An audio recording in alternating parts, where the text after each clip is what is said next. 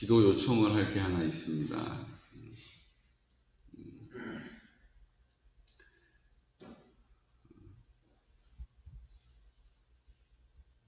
제가 총회 근무했던 게 벌써 이제 8년이 지났어요. 총회 근무한 게 8년이었거든요. 근데 이제 총회에서 근무했던 것이 또 8년이 지났습니다. 그리고 이번 내년도죠. 2021년도 구역공과를 집필하는 데 있어서 집필을 제가 좀 해주면 좋겠다고 그러셔서 지금까지는 이제 계속 제가 목회하는 일도 근근히 하고 있습니다. 교회 살피고 목양하는 일 서툴러서 이해해 주십시오. 고사했는데 올해는 안 할 수가 없는 상황이 됐어요. 근데 구역공과에 이 공과가 어떤 것을 담으려고 하는지를 1과 2과 3과 세 과를 통해서 쭉 설명하는, 여러분도 그렇잖아요. 드라마를 봐도 첫 화에서 이제 야 이거 재밌겠다, 두 번째 보고 야 이거 진짜 재밌네 이러면 이제 쭉 재밌게 보는데 뭐 얘기하는 거야? 아이 재미없네. 그러면 그 다음에 볼 이유가 없어지잖아요. 그러니까 집필을 제일 먼저 앞에 세가 중요한 첫 꼭지를 해야 되는데, 처음에 제가 예전에 공과 교육장 하면서 이제 집필을 했을 때는 쓸 내용이 없어가지고 하나님 지혜를 주셔야 합니다. 그리고 막 이제 이렇게 그랬는데, 지금은 이제 8년 목회한 것을 하나님 주신 은혜가 이렇게 제가 경험했기 때문에 이제 쓸 내용이 많아가지고 그 세과에 담기가 요것도 좀 담아야 되고 저것도 담아야 되고 막 이러니까 이제 내용이 많은 것 때문에 쓰기가 힘들게 돼버렸어요. 근데 여러분도 아시다시피 말을 이렇게 길게 하는 건 어떻게든 막 붙여서 막 하면 말 짧게 하는 것보다 그게 쉬워요. 근데 이 많이 있는 거를 그 중에 추려내고 또 추려낸 걸 정리해가지고 딱 이렇게 하는 게 쉽지가 않아요. 제가 그냥 주님 쓸 거 많이 주신 거 감사합니다 그러고 해보려고 하는데, 뭐를 어떻게 이것도 너무 보배 같고 저것도 너무 귀하고 하나님이 8년 동안 보게 하시고 은혜 주신 것이 많다 보니까 제가 그냥 하려다가 이건 기도하고 하나님이 영광을 받으셔야지 싶은 마음이 들어서 씨름하다가 지금에서야 이제 성도님들께 기도를 부탁을 드리는 겁니다.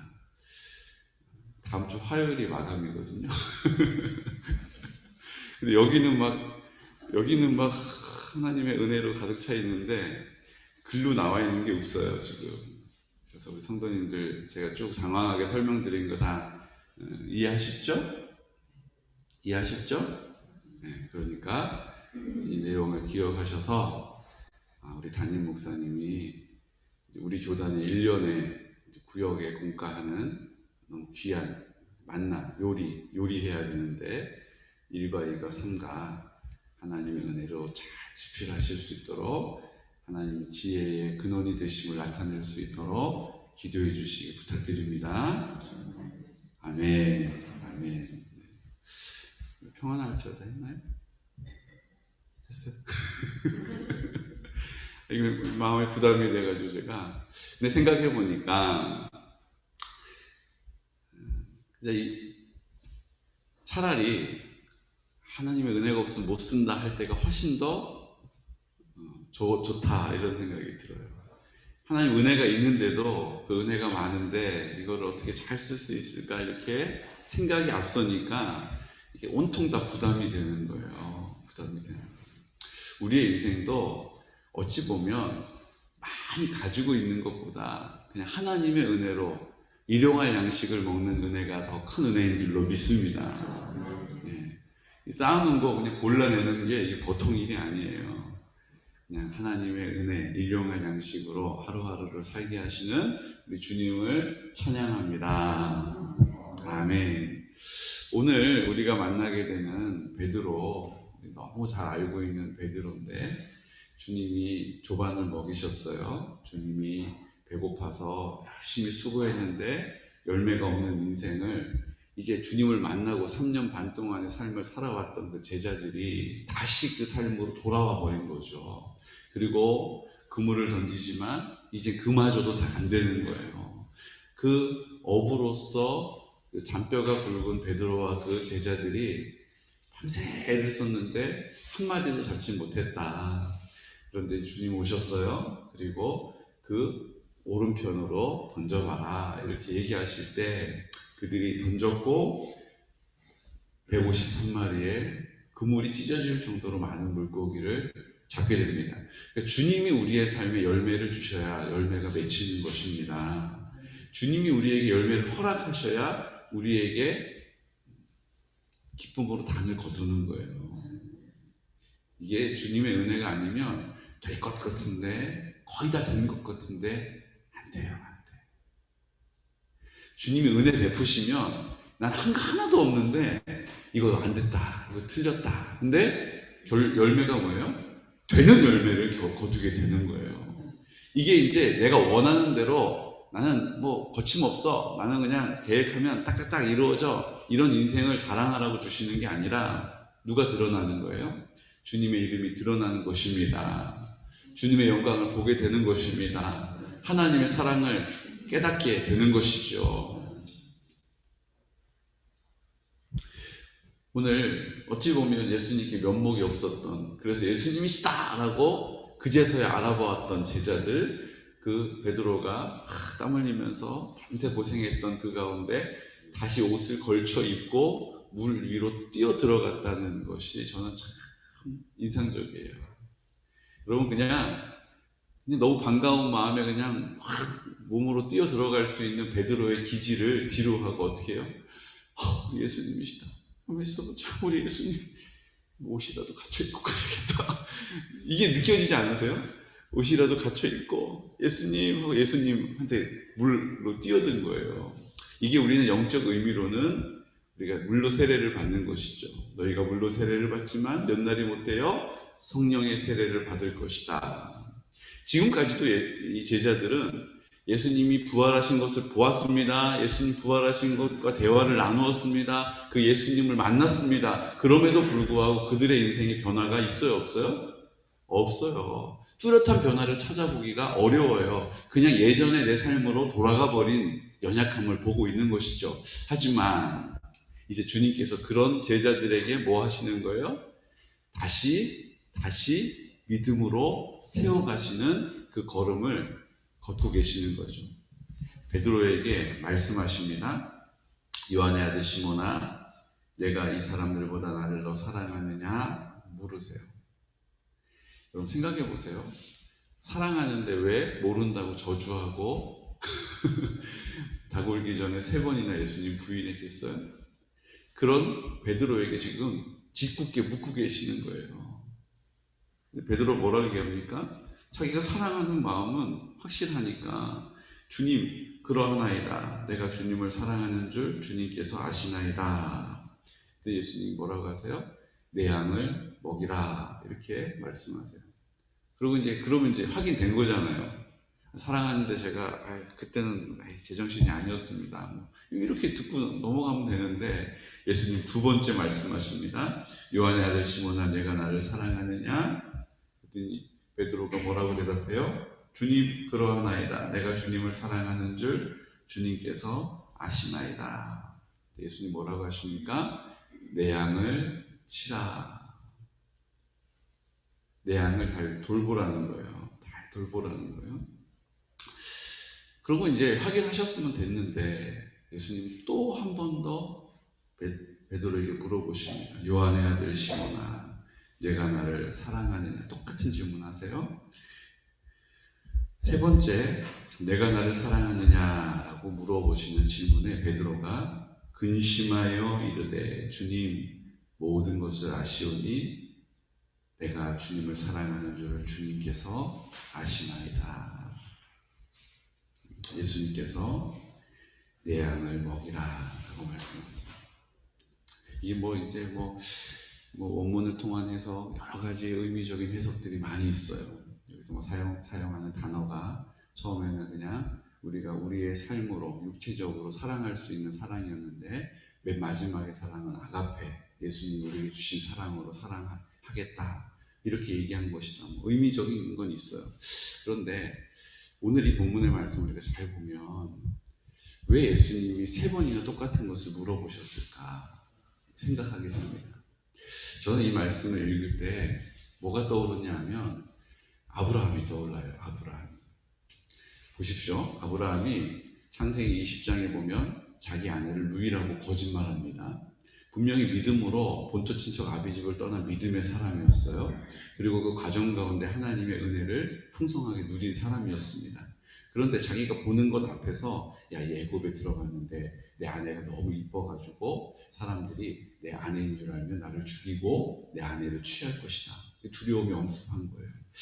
지금까지 그곳까지 인도하신 하나님이 함께 하심에도 불구하고 그가 보이는 것, 느끼는 것, 들리는 것에 마음을 잃어버린 거죠. 그리고 자기 아내를 루이라고 거짓말을 합니다. 결국은 그 절세 미녀였던 자기 아내를 왕에게, 바로에게 빼앗기죠. 그리고 주님께서 뒷감당을 해주세요. 다시 돌아오게 되고 왜 거짓말 했냐고 그러고 다시 그러지 말라고 그러고 거기에 이렇게 부를 축적하게 되는 은혜까지 입게 됩니다. 그런데 믿음이 있는 듯 했는데 믿음이 없는 아브라함, 믿음이 없는 것 같은데 또 믿음으로 결단하는 아브라함, 이렇게 왔다 갔다 하는 아브라함이 지금까지 있었다면 22장에 아들을 바치라라고 말씀하시는 그 하나님의 그 콜링에 아브라함이 어떻게 해요? 쉽지 않은 결정이었지만 그 이삭을 바치겠다라고 결단하고 3일길 모리아 산으로 갑니다. 그리고 어떻게 합니까? 그 아들을 데려다가 제물로, 그냥 바치는 의미를 드리는 게 아니에요. 실질적으로 제사를 지내라는 거, 인신제사. 아들의 배를 갈라서 내장을 드러내고 팔다리를 잘라서 각을 뜨고 그것을 불에 태워서 하나님께 드리라는 거예요. 이걸 하나님이 요구하시는 것에 대해서 아브라함이 어떻게 쉬웠겠습니까? 그 믿음을 지키는 게 그게 편하고 간단한 일이었겠어요? 근데 그 일을 하나님 앞에 드립니다. 그때 하나님 어떻게 하세요? 급하게 말리시잖아요. 아브라함아 이렇게 안 부르시고 3번이나 부르세요. 아브라함아, 아브라함아, 아브라함! 너 그거 찌르지 마. 그 칼 걷어넣어라. 이렇게 얘기하시고 내가 너를 위해서 순양을 준비했다. 이제야 네가 나를 경외하는 줄 알겠다. 그 칼 치워라. 내가 여호와 일에 순양을 준비해놨다. 이렇게 얘기하시는 우리가 잘 알고 있지 않습니까? 그러면 아브라함에게 그 아들을 바쳐라라고 말씀하시는 하나님은 어떤 마음이었을까? 하나님께서 내가 이제야 네가 나를 경외하는 줄 알겠다라고 말씀하셨던 그 하나님 아버지의 뜻은 무엇이었을까? 여러분 어떠세요? 창세기 21장에 아들을 바치는 사건은 하나님이 아브라함의 믿음을 갈피를 잡을 수가 없어. 정말 믿음이 있는 것처럼 보이다가도 어디에 가면 또 전혀 믿음 없는 짓을 하니까 내가 한번 테스트를 해봐야겠다. 그래서 아브라함에게 아들을 요구하신 게 아니죠. 우리가 알고 있는 것처럼 하나님은 전지전능하신 분이십니다. 하나님 모르는 게 없으세요. 못하시는 것도 없으시죠. 근데 하나님께서 내가 이제야 네가 나를 경외하는 줄 알았다라고 말씀하셨던 그 말씀은 몰랐던 걸 알게 되신 걸 얘기하는 게 아니에요. 그 말씀은 아브라함이 하나님을 믿고 아브라함이 하나님을 사랑하는 그 사랑이 자기 아들을 하나님께 드릴 수 있는 만큼의 큰 믿음이라는 것을 정작 아브라함은 알지 못했다는 거예요.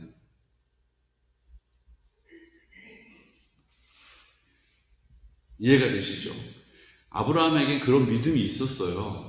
근데 정작 본인은 자신이 갖고 있는 믿음이 그런 믿음이라는 것을 잘 알지를 못하고 있었던 것이죠.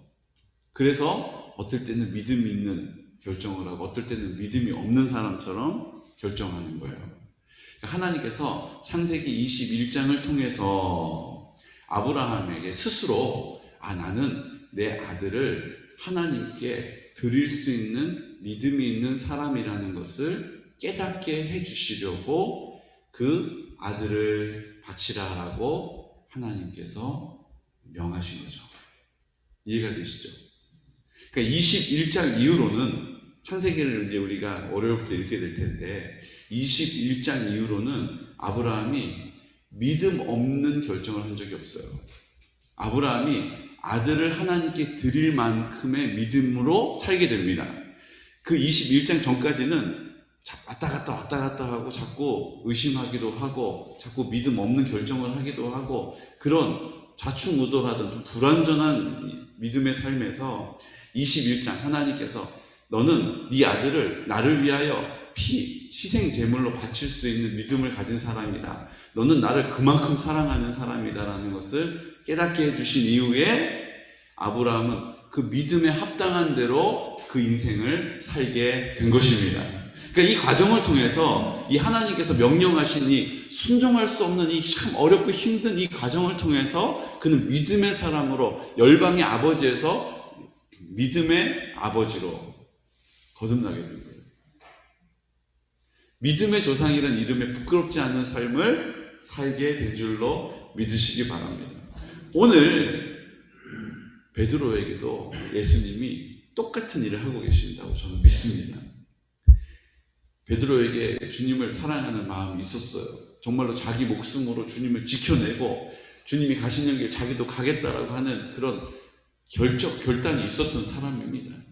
그런데 그가 보이는 것, 상황과 환경 때문에 그 믿음을 드러낼 수가 없었어요. 그래서 실수한 거죠. 모른다라고 3번이나 부인했죠. 그렇지만 예수님은 그 마음의 중심을 보고 계신 것이죠. 그러니까 베드로는 그런 마음이 있었다는 것을 예수님은 아셨지만 베드로가 그것을 표현할 수 있는 기회가 없었고 결국은 그 마음을 사랑을 표현할 수 있는 기회가 없으므로 실패해버린 거죠. 그러니까 베드로는 지금 실패자의 마음으로 나는 믿음이 작은 사람이야. 나는 예수님을 지켜드리지 못했어. 근데 내가 무슨 면목으로 예수님을 배울까? 네가 나를 사랑하느냐? 주님, 제가 주님을 사랑하는 거 주님이 아십니다. 네가 날 사랑하느냐? 주님, 제가 주님을 사랑하는 마음 진짠데 제가 이렇게 실패했습니다. 네가 날 사랑하느냐? 주님, 제가 주님을 사랑하는 마음 주님이 아십니다. 이제야 베드로 안에 주님을 얼마나 사랑하는지를 다시 본인에게 확인시켜 주시고 이제 베드로가 스스로 내가 주님을 너무나도 사랑하고 있었다는 사실을 깨닫게 해주신 것이죠. 그리고 이날 이후로 베드로는 자기의 목숨을 들여 주님께 그 삶을 구별하여 드리는 사람으로 살게 된 것입니다. 우리에게도 주님이 요구하세요. 난 믿음이 약해요, 목사님. 저는 성경 공부도 많이 못했고 말씀도 많이 성경도 못 읽었고 기도 생활도 자신 없고요. 근데 제가 어떻게 믿음의 사람이 되겠습니까? 근데 주님은 오늘 우리 마음의 중심을 보고 계시다는 거예요. 네가 보기에 너를 그렇게 평가하지? 나는 널 그렇게 보지 않는다. 네가 나에게 고백했던 그 한마디, 네가 그때 나에게 고백했던 그 한 번의 고백을 나는 그렇게 들었다. 그리고 우리를 뭐 하시는 거예요? 나의 믿음을 확증시켜 주시는 거예요. 내가 믿음으로 결정할 수 있는 자리에 나를 초대하시는 것입니다. 오늘 주님께서 그 다음 장면이 뭐가 나옵니까? 베드로가 어떤 죽음을 맞게 될지를 예수님이 말씀하시는 장면이 나와요. 네가 나를 위하여 지금 젊었을 때는 네가 가고 싶은 데 막 갔지. 네가 늙어서는 사람이 너를 이끄는 대로 가야 될 것이다. 네가 그 손을 벌려서 그 마지막을 맞이하게 될 것이다. 다 가르쳐 주시는 거예요. 여러분, 전승에 보면 베드로는 십자가에 못 박혀서 순교합니다. 그런데 전승에 보면 베드로가 십자가에 못 박힐 때 이렇게 말했다고 해요. 나는 주님이 걸어가신 그 길을 걸어왔다. 그리고 십자가에 달리신 예수님, 나도 이제 십자가에 달려서 내 삶을 마감하게 되지만 어찌 내가 예수님과 똑같이 십자가에 달려서 내 삶을 마감하겠는가? 난 그럴 수 없다. 그래서 베드로는 그 십자가에 거꾸로 매달려서 자기의 삶을 마감하게 됐다라는 전승이 있습니다. 베드로는 예수님이 달리신 십자가랑 똑같이 내가 십자가에 달릴 수 없다. 그래서 베드로는 그 십자가에 거꾸로 달려서 순교했다라고 기록되어 있습니다. 이것이 베드로가 주님을 사랑하는 마음. 내가 어떻게 주님이 가신 그 길을, 난 그 길을 감당할 수 없어. 나는 거꾸로라도 주님의 그 길을 가겠노라 라고 고백했던 그 베드로, 그것을 주님께서 오늘 너의 두 팔을 벌리어 너의 마지막을 맞이하게 될 것이다 라고 가르쳐 주십니다.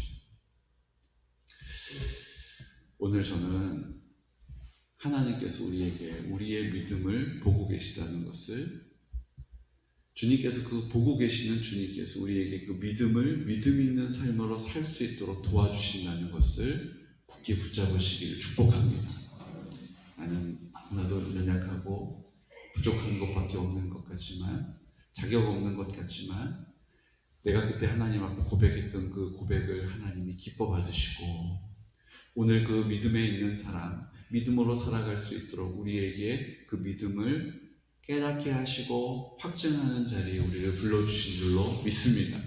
그러므로 오늘 우리에게 그 믿음이 열매 맺혀지는 자리에 어떻게 기도해야 될지를 가르쳐 주시고, 어떤 믿음으로 살아야 될지를 가르쳐 주시고, 무엇을 위하여 살아야 하는지를 가르쳐 주셨잖아요. 이제 하나님의 나라가 나를 통하여 이루어지기를 원합니다라고 하나님의 나라를, 순종의 태도를 가지고 감사의 고백을 통하여 아버지께 선포하여 인정하는 그 자리에서 주님께서 우리에게 얼마나 내가 주님을 사랑하고 있는지, 얼마나 주님의 말씀을 믿음으로 따르고 있는지를 깨닫게 해주시고, 이제 그 믿음의 분량대로 살아갈 수 있도록 우리의 능력이 될 줄로 믿습니다. 다 똑같은 믿음은 아니지만 이 마지막 때 믿음이 있겠느냐, 믿음이 있는 자를 보겠느냐라고 오늘 우리에게 지금 믿음을 요구하고 계시는 거예요.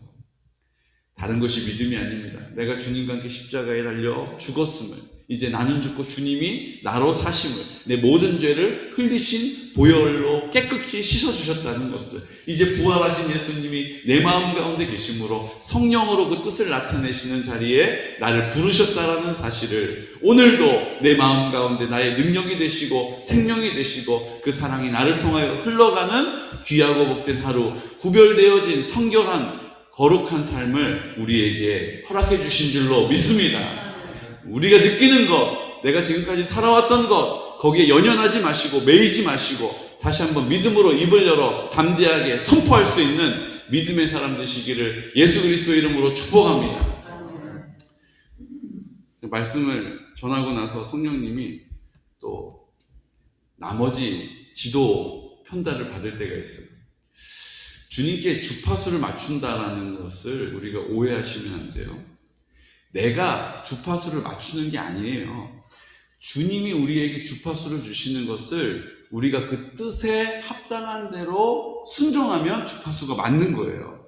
아멘? 근데 내가 자꾸 뭔가를 이렇게 주님의 뜻을 내가 경험한 내 신앙의 모습으로 어떻게 하면 되지? 궁리하는 것으로 그렇게 기도하는 것은 주님과 관계없다는 것입니다.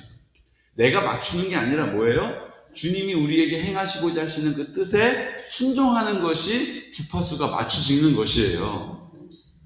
라디오 주파수를 맞춘다는 의미를 오해하시면 안 돼요. 내가 이리 궁리하고 저리 궁리해서 시행착오 끝에 예수님 잘 믿게 되는 게 아니에요. 주님의 뜻은 늘 한결같으시기 때문에 내가 그 뜻에 순종하고 걸음을 내딛는 것이 주파수를 맞추는 것입니다. 그 이름을 위하여 기도하기 시작할 때 그 주파수가 맞아진 거예요. 내 영광을 구하지 않고 주님의 영광 앞에 나를 두는 것이 주파수가 맞아진 것입니다. 그러면 그 기도는 반드시 들으시고 이루시고 행하시는 줄로 믿으시기 바랍니다. 이 시간 주님께 주파수를 맞춰서 이제 내가 주님께 드리고자 하는 기도가 아니라 주님께서 나를 다시 일깨우셔서 베드로와 같이 네가 나를 얼마나 사랑하는지 네 스스로 깨닫게 되었느냐? 그렇다면 그대로 살 수 있다. 내가 함께한다. 내가 너의 능력이 된다. 네 은혜를 너의 삶으로 나타내게 될 것이다. 오늘 이 시간 다 같이 기도드릴 때 주님 우리에게 또 그런 은혜를 주시기를 원합니다. 주님 늘 부족하여서 이거 주십시오. 저거 원합니다라고 기도하기보다 오늘 주님께서 우리를 통하여 나타내시고자 하시는 아버지의 뜻, 내가 주님 앞에 나와서 주님을 사랑합니다 라고 고백했던 그 고백, 내 삶에서는 그것을 지켜 살지 못할지라도 오늘 베드로에게 네가 나를 3번 부인했느냐? 내가 너에게 3번 물어본다. 너는 나를 너의 목숨과 같이 사랑하는 사람이다. 너는 나를 너의 생명과 바꿀 수 있는 사람이다. 네가 그 사실을 스스로 알지 못하여서 저주하기도 하고 모른다라고 부인하기도 했으나 너는 그런 믿음의 사람이다라고 베드로에게 알려주시고 그런 삶을 살 수 있도록 도와주셨습니다. 주님, 우리도 주님께서 우리에게 주신 그 믿음을 따라 믿음의 삶을 살아갈 수 있도록 도와주시옵소서. 오늘 우리가 하나님 앞에 값없이 받은 그 은혜로 말미암아 우리의 오늘 삶을 승리케 하시고 우리가 담대하게 믿음으로 입을 열어 선포할 때에 어둠의 권세들이 떠나가게 하시며 그 모든 문제들이 주님의 은혜로 변화될 것입니다. 그 모든 오해와 갈등들이 주님의 은혜로 새로워질 것입니다. 성결한 다음 세대를 세워나갈 수 있도록 돌아가신 모든 공동체 가운데 은혜를 베풀어 주시고 우리가 성결한 세대로 빚어질 수 있도록 성령님 도와주시옵소서. 실버처치를 통하여 주님 앞서 행하여 주심으로 한 영혼을 주님 품에 안겨드릴 수 있도록 우리를 사용하여 주시고 연로하신 어르신들과 환호를 위하여 기도할 때에 성령께서 그 은혜 가운데 역사하여 주옵소서. 주님, 함께 예배드리지 못하고 있는 지체들 내 몸을 아끼고 사랑하듯이 우리가 이름 불러 기도할 때에 주님 그 마음을 부드럽게 하여 주시고 내가 믿음 없는 사람이다, 믿음 없는 삶을 살 수밖에 없다라고 안주하지 않고 다시 주님께 나올 수 있도록 은혜를 베풀어 주옵소서. 이 시간 나사렛 예수 그리스도 이름으로 선포하면서 기도드리겠습니다. 주여 주여 주여. 오 거룩하신 아버지 하나님, 은혜와 사랑을 감사합니다. 오늘도 우리를 사랑해 주시고